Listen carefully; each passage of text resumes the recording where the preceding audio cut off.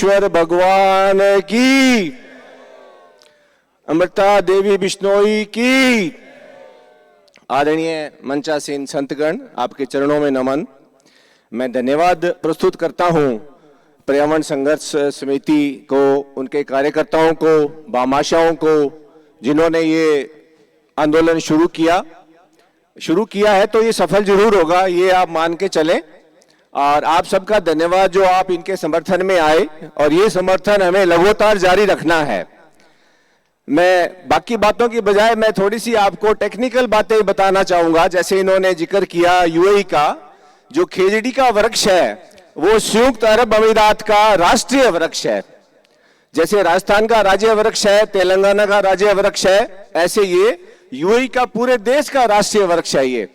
और इसकी 2008 में हम लोगों ने मिलकर आंदोलन किया था, तो सरकार ने इसको 2008 के अंदर राष्ट्रीय पेड़ घोषित किया था। वहां कोशिश चल रही थी कि हम खजूर के पेड़ को राष्ट्रीय पेड़ बनाएं, तो लेकिन सब लोगों ने मिलकर जो कोशिश करी, उनके वोट ज्यादा पड़े, तो इसको राष्ट्रीय पेड़ घोषित किया गया।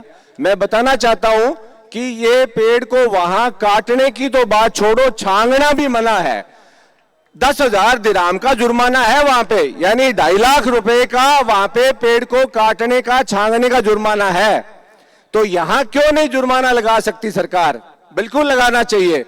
और ये एक चीज और बताना चाहता हूं, अकेला ये खेजड़ी एक वृक्ष नहीं है, पूरा का पूरा जीवन चक्र है।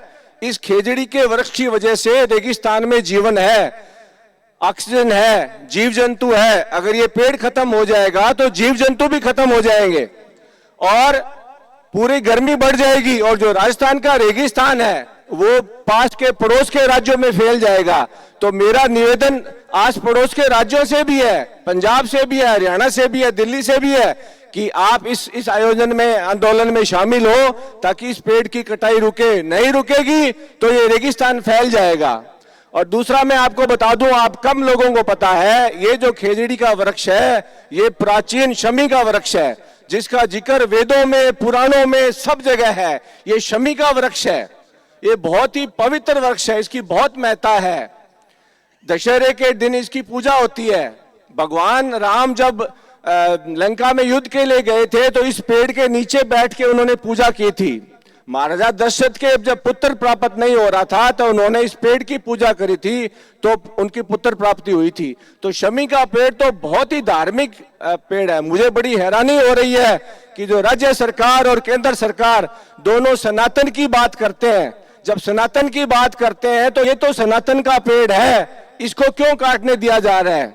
इससे तो हमारी पौराणिक मान्यताएं जुड़ी हुई है, हमारा इतिहास जुड़ा हुआ है, पूरा जीवन इससे जुड़ा हुआ है। तो मेरा निवेदन होगा पूरी सरकारों से, सभी भाइयों से, हिंदुओं से, सनातनियों से, कि आप इसमें शामिल हो। ये पेड़ कट रहा है, ये अकेला बिश्नोई का पेड़ नहीं है, ये पूरे मरुस्थल का पेड़ है, ये नहीं कटना चाहिए। और सरकार के लिए कोई मुश्किल नहीं है। देखो, मैं टेक्निकल आदमी हूं तो मैं आपको टेक्निकल बात करूंगा। इसका सॉल्यूशन बहुत आसान है। जैसे हमारे यहाँ कोई भी प्रोजेक्ट होता है तो हम 20% एरिया खाली छोड़ते हैं हरियाली के लिए।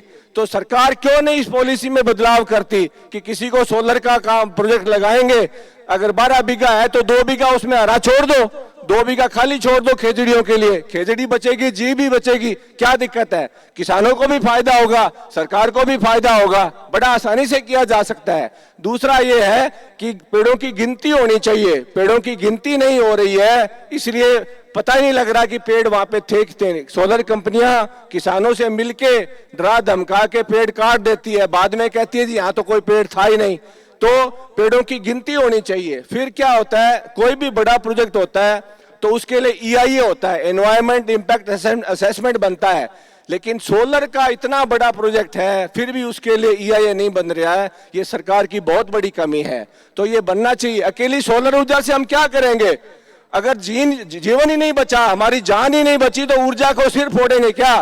बिजली से हम क्या करेंगे? हमें नहीं चाहिए बिजली, हमें बिजली के बिना हम रह लेंगे। हमारे पूर्वज बिना बिजली के रह लिए, जीव जंतु बिना बिजली के रह जाते हैं। अगर पेड़ों को काट के, जीवन को मार के अगर बिजली देनी है तो हमें ऐसी बिजली नहीं चाहिए। तो ये हमारा आंदोलन जारी रहना चाहिए, सभी लोग इसमें सहयोग करें। लेकिन एक निवेदन है कि थोड़ी भाषा को सीमित रखें, हमने लोगों को जोड़ना है। तोड़ना नहीं है, हमने और लोगों को शामिल करना है। इस आंदोलन को कोई राजनीतिक रूप नहीं देना है। यही मैं अपनी वाणी को विराम देता हूं। धन्यवाद धन्यवाद गुरु जी। बहुत बहुत धन्यवाद आर के साहब का।